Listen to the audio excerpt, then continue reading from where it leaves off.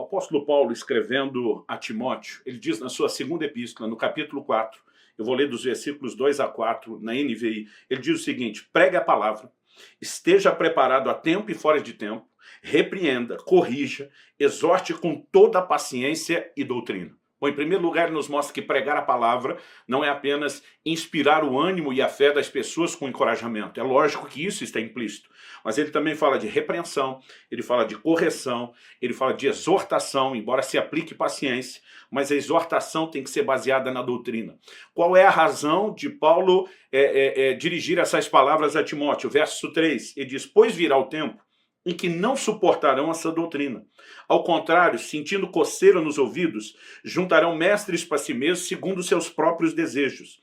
Eles se recusarão a dar ouvidos à verdade, voltando-se para os mitos. A maioria das traduções emprega o termo fábula, está falando de uma ficção, de algo que foi inventado. Bom, eu quero tomar o que Paulo fala nesse texto, e lógico que há dimensões diferentes. Ele está falando virá o tempo, isso não significa que eles já não tinham problemas naquela época, mas que isso se tornaria cada vez mais forte, cada vez mais intenso. Isso significa que nós, que vivemos hoje 2000 anos depois praticamente dessa afirmação, não podemos ignorar que o que já era uma realidade, em parte uma advertência futura, tem se tornado um problema dos nossos dias. Uma inclinação por parte das pessoas aos mitos, que tem tanto uma responsabilidade primária por parte dos mestres, dos que estão ensinando de forma errada. Tiago, capítulo 3, verso 1, diz que nós, mestres, nós vamos receber mais duro juízo. Muita gente tem se levantado para falar daquilo que não sabe, daquilo que não entende e tem criado confusão. Mas existe também aqueles ouvintes que, mesmo não conhecendo a profundidade da verdade, eles são atraídos não por alguém que passou num filtro, né, que foi balizado como alguém comprometido com as escrituras, que tem de fato critério de interpretação bíblica, mas que fala aquilo que a pessoa quer ouvir. Nós somos parte de uma geração onde principalmente os mais novos discordam porque eles querem discordar mesmo sem nenhum fundamento. Às vezes eu vejo alguém dizendo: eu não concordo. Digo: por que não? Diz: por que não? Porque eu não quero. Não é isso que eu quero. E a Bíblia nos mostra que uma das características do tempo do fim é que as pessoas querem crer no que elas querem crer. Deixaram de lado o padrão da sã doutrina, determinando qual é a nossa fé, a nossa crença, as nossas convicções, para simplesmente buscarem aquilo que querem. Eu sei que o que eu estou falando e o que eu vou abordar especificamente num tipo de mito, porque a Bíblia diz que essas pessoas, ouvindo os mestres errados, com uma motivação errada de serem agradadas naquilo que a sua carne quer ouvir e não de serem confrontadas, repreendidas, alinhadas com a palavra de Deus. Então, dessa combinação de um ensino errado com um coração errado que não quer se ajustar à palavra de Deus, nós teríamos o problema de mitos, de fábulas, de ficções se instalando no nosso meio. Nesse vídeo, eu quero falar especificamente, né, sobre os mitos em relação a questões financeiras. Em outros vídeos abordarei outros tipos de mitos, mas a ideia é começar por esse. Eu acredito que muitas vezes alguns estão ensinando até de boa intenção, estão equivocados, mas não perceberam que estão equivocados. Já existem aquele tipo de mestres, aqueles tipos de mestres que sabem que não estão sendo honestos nem com a sua própria teologia, nem com a coerência daquilo que acreditam, e obviamente não cabe a nós decidir isso, é Deus quem julga cada um. Quando a Bíblia diz que os mestres vão receber mais duro juízo, não diz que vão ser julgados de acordo com a sua motivação. Vão ser julgados de acordo com o padrão da palavra e da sã doutrina. Em relação aos que ouvem, né, alguns podem até dizer: eu realmente não sabia. É por isso que nós precisamos de cuidado e de critério. E eu digo que a internet pode ser uma bênção ou uma maldição, porque um lugar onde tanta coisa boa pode ser veiculada, alcançar gente em tantos lugares distintos e abençoar tanta gente, também tem muita bobagem sendo dita, e tem gente buscando sem nenhum critério beber em qualquer fonte, o que é perigoso. Mas eu quero mexer em alguns mitos que ficam muito mais no terreno não da maldade de quem ensina, mas simplesmente talvez do equívoco.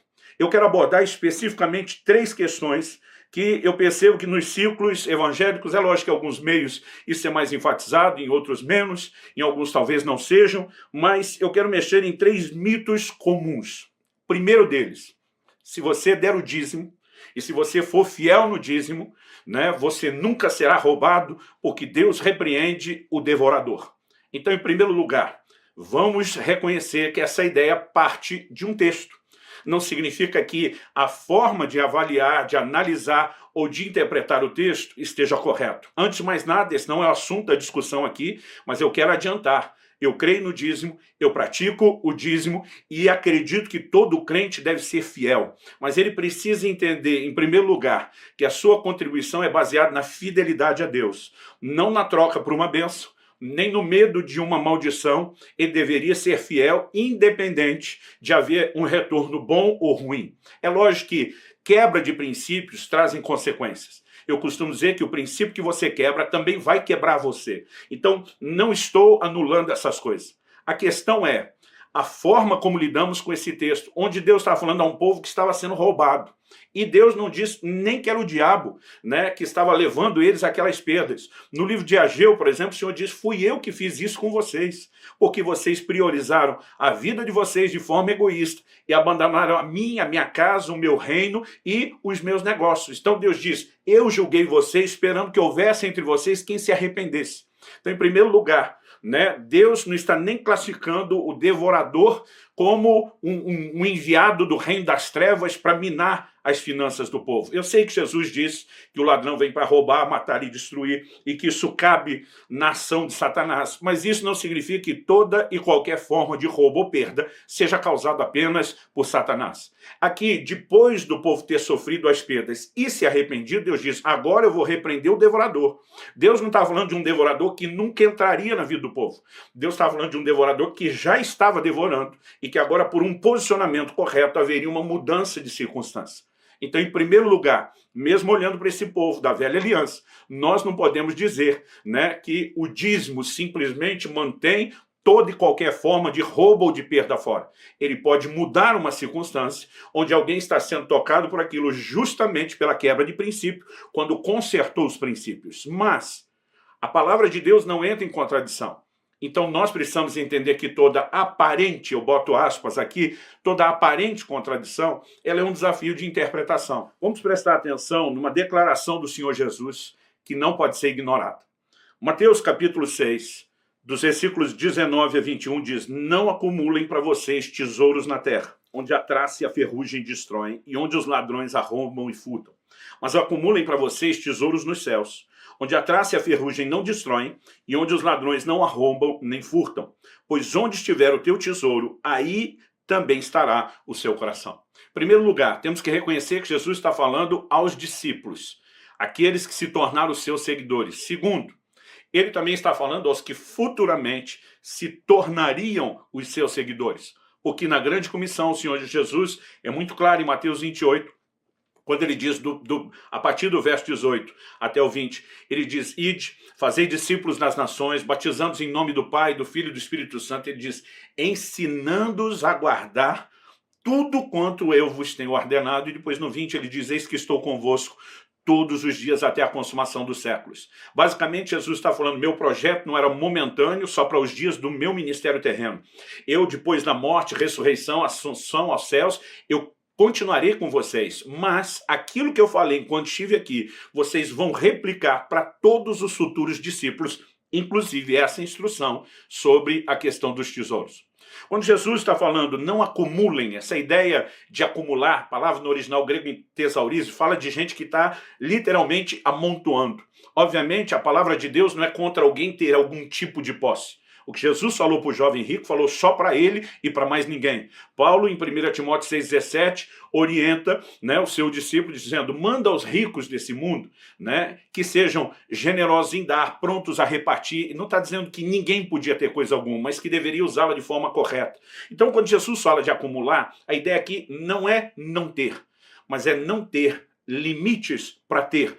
E muita gente hoje em dia, esse é o assunto que eu vou falar como o segundo mito, tem confundido um conceito de prosperidade que é bíblico, mas tem aplicado ele de forma errada. Mas só para terminar a ideia do não ser roubado, Jesus diz: se acumular tesouro aqui na terra, ele diz aqui, a traça e a ferrugem destroem e os ladrões arrombam e furtam. Jesus está falando aos seus discípulos. Em momento nenhum ele diz: porque vocês são meus seguidores, vocês estão sobrenaturalmente protegidos, vocês não vão ter nenhum tipo de perda. E nós passamos a criar uma crença que não é bíblica, portanto é um mito, né, de que o crente que dizima não vai ter perdas, então ele não pode bater o carro, alguns até porque acreditam que não vão, não se preocupar se quem ter seguro, e nós vamos um mito atrás do outro sendo construído em cima de um fundamento errado. Jesus disse, você quer uma coisa que não vai dar problema? Junta tesouro no céu. Paulo escreve em 1 Timóteo 6, depois de dizer, manda aos ricos desse mundo, né, ele diz assim, que não ponham a sua esperança na incerteza das riquezas. Mesmo o crente que enriqueceu, a Bíblia trata aquilo como incerto, porque hoje tem, amanhã pode não ter, né? Podemos enfrentar crises e dificuldades. É lógico que eu não estou pregando viver na necessidade, mas nós não podemos admitir de forma honesta, né, com a interpretação bíblica, que o crente não vai enfrentar necessidades. O que ele pode experimentar da parte de Deus é uma reversão desse quadro. Paulo diz, eu aprendi a viver contente em toda e qualquer situação.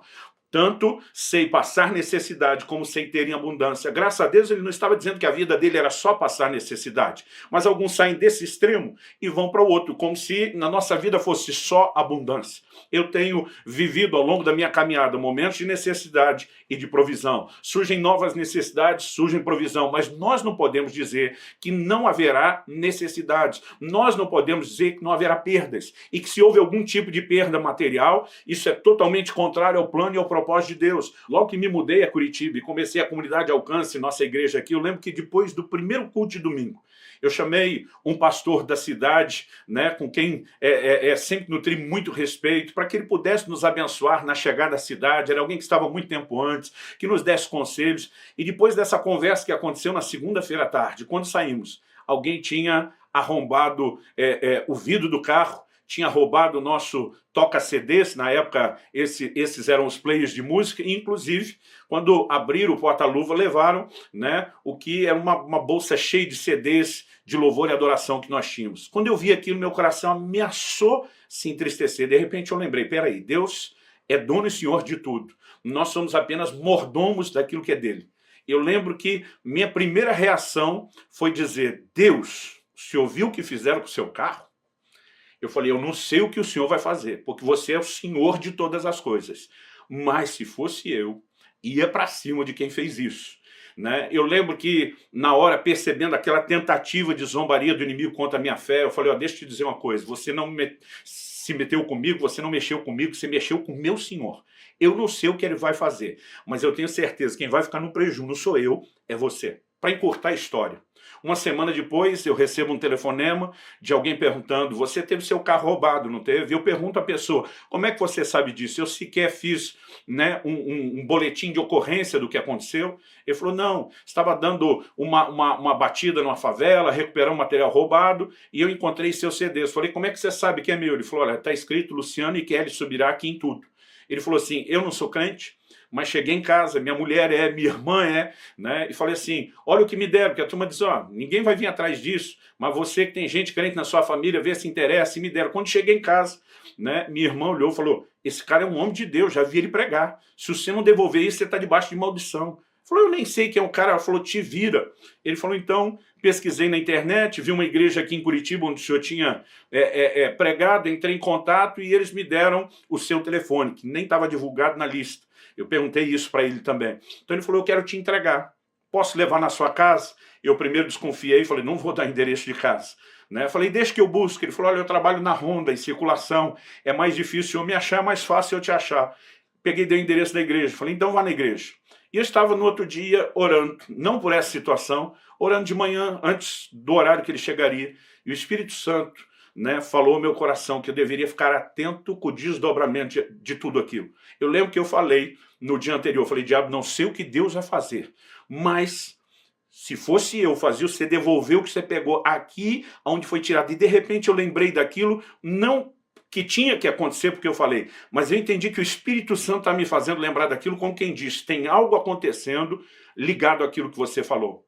E de repente, no meu espírito, eu não consigo te explicar, né? Eu entendi que aquele camarada, na verdade, era um desviado, que o temor dele da maldição era por causa disso, e que Deus permitiu aquela situação toda para que nós pudéssemos trazê-lo de volta para Cristo.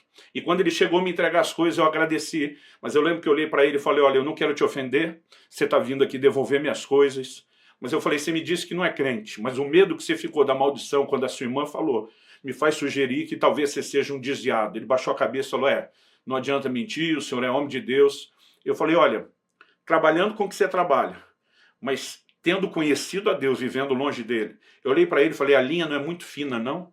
E de repente eu mesmo na minha cabeça estou pensando, o que eu estou dizendo?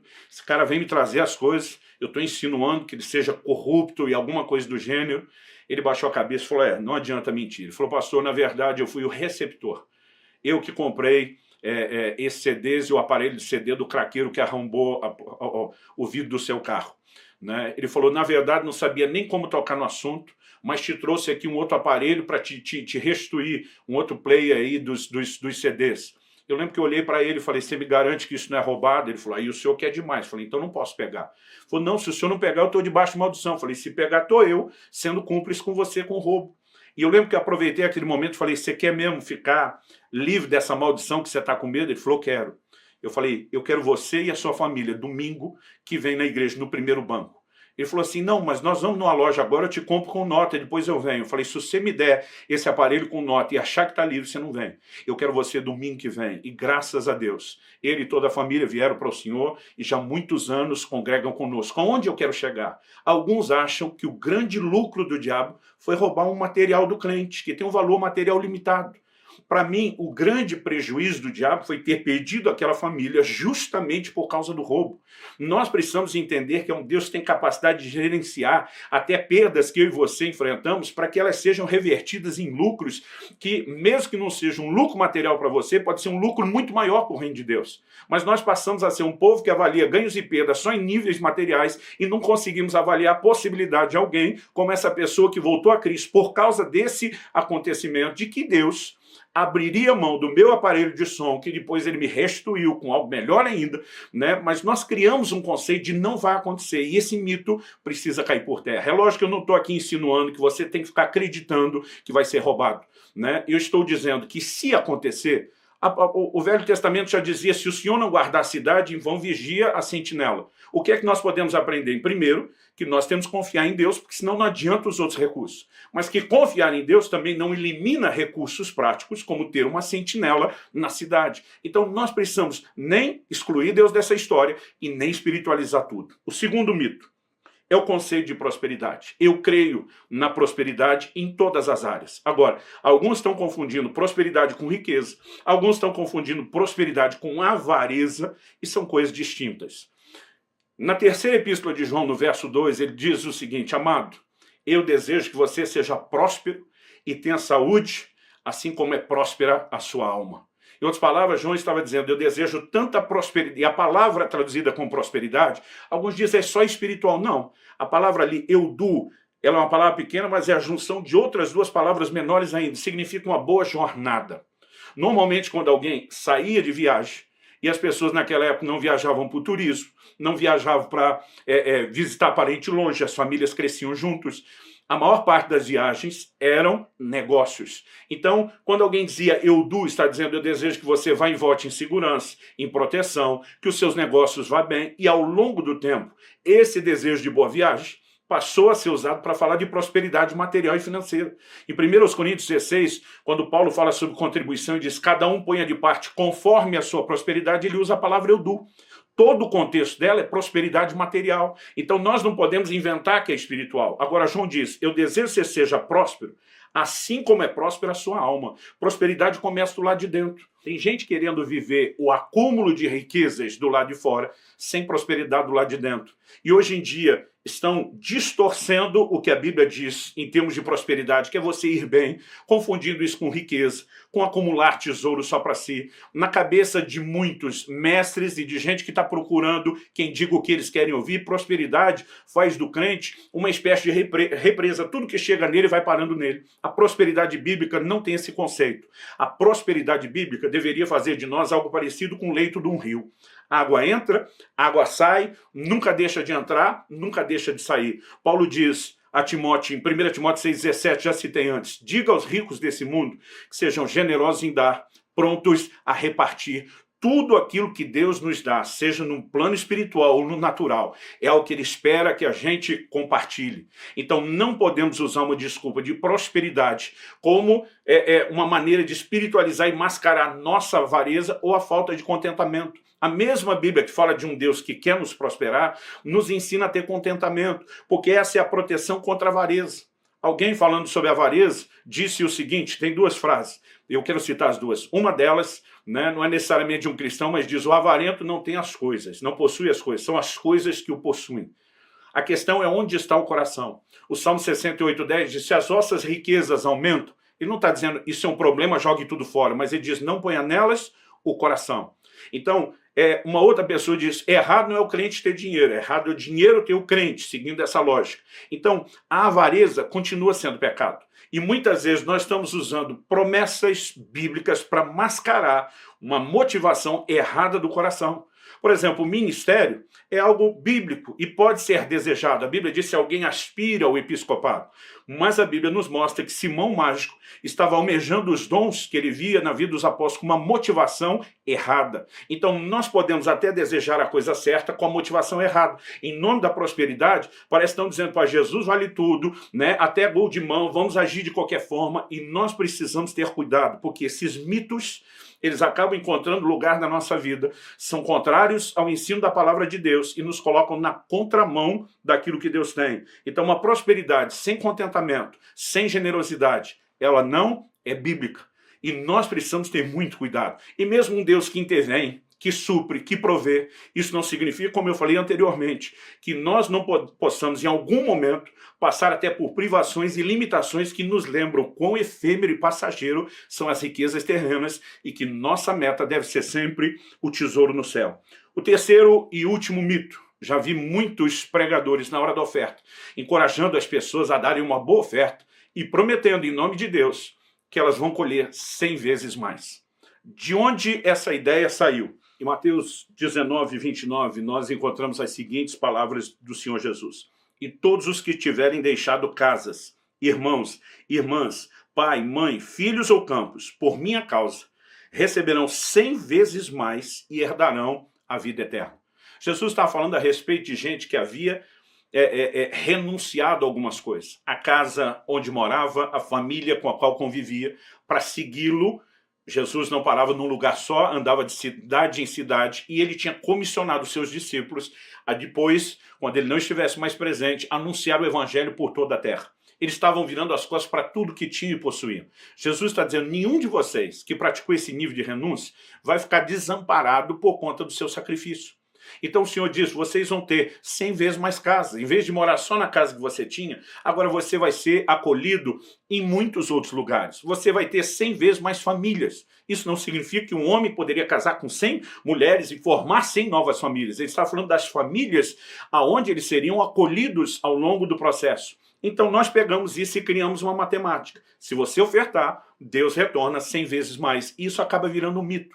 Aliás, eu li isso num livro de Kenneth Hagin, chamado O Toque de Midas, um livro que ele escreveu no fim da vida dele, vendo que a prosperidade que ele pregou ao longo da sua vida vinha sendo moldada pelas novas gerações em outros conceitos. Quando lá atrás o camarada falava de uma prosperidade que significa não necessariamente viver na pobreza e ter principalmente recursos para a obra de Deus e para o ministério, isso foi transformado numa desculpa para que a gente acumule sem parar, busque uma vida de luxo, não preocupado nem a repartir, nem ter um pouco a ter contentamento. Foi por causa desses desvios que ele escreveu esse livro para estabelecer algumas correções. E me chamou a atenção, foi a primeira e talvez a única vez que eu vi alguém falar sobre isso, sobre esse mito das 100 vezes mais. Ele falou: gente, vamos fazer a progressão, né, geográfica, então vamos mudar o que ele falou para o nosso contexto, para o nosso câmbio. O camarada vai lá e deu 100 reais de oferta. Ele recebe 100 vezes mais, ele multiplicou. Então o que ele faz? Ele pega o capital que ele multiplicou e ele reinveste numa outra oferta. E agora ele vai receber 100 vezes mais em cima dos 100 vezes mais. Quando você pega a progressão geométrica matemática, isso significa que em pouco tempo esse cara seria milionário, depois bilionário, trilionário, e a conta não para. Quem é que viveu essa matemática? Pastor, o senhor nunca deu uma oferta que recebeu 100 vezes mais? Já dei e já recebi mais de 100 vezes mais. Isso não significa que toda vez que alguém faça isso, haja esse retorno. Nós precisamos entender que, embora a Bíblia fala de semeadura e fala de colheita, nós pegamos um texto fora do contexto para estabelecer uma progressão matemática que não necessariamente é bíblica, não é algo generalizado, não é absoluto. Então, nós precisamos cuidar com esses mitos. Não vejo nenhum problema de que um crente oferte, sabendo que Deus diz, eu vou fazer por você de volta. Se Deus não quisesse que a gente soubesse disso, ele não tinha prometido. Agora, ofertar só por causa disso, significa que a pessoa, em vez de andar na generosidade que Deus pede, de compartilhar o que ela tem, essa pessoa, na verdade, ela está usando de avareza. Eu só vou dar porque eu tenho retorno. Na verdade, não quero abrir mão de nada e quero ter mais. Então, a maneira com que se lida com o mesmo princípio, ainda que o princípio de dar, ainda que o princípio de colher o que plantou sejam bíblicos, se a motivação for errada, nós temos um problema sério. Então, fica aqui meu alerta, minha advertência, para que você não incorra nesses mitos dessas questões financeiras. É lógico que não dá para esgotar um assunto como esse num vídeo tão curto. No entanto, aqui eu quero apenas provocar você a pensar, a considerar, a questionar um pouco mais. A ideia, com certeza, não é trazer incredulidade em relação às promessas bíblicas de um Deus que provê e protege. É não criar fantasias indo além delas. Porque é por causa dessas fantasias que a fé de alguns se desmorona. Né? A mulher de Jó acreditava que jamais poderia ter algum tipo de perda. E ela ficou tão sentida com aquilo que ela vira para o marido e diz, amaldiçoe seu Deus e morre. Eu tenho visto muita gente agir assim. Mas graças a Deus porque existem os Jós. Né, que vira para essa mulher e diz, você fala como uma louca. Ele não apenas está sendo passivo quando ele diz o Senhor o deu, o Senhor o tirou, mas ele também está sendo ativo na sua fé quando diz, eu sei que o meu Redentor vive e há de se levantar sobre a terra. Então que o seu coração, sem perder a fé, não crie fantasias a respeito daquilo que você crê nessa área financeira. Procure estudar mais a Bíblia, né? Há muitos bons materiais e ferramentas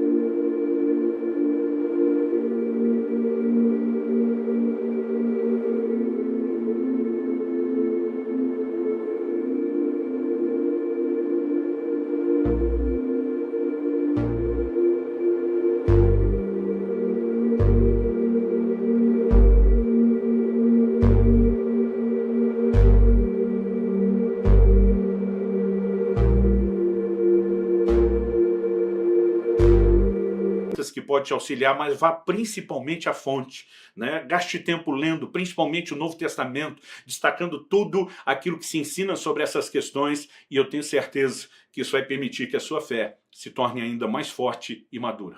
Deus te abençoe.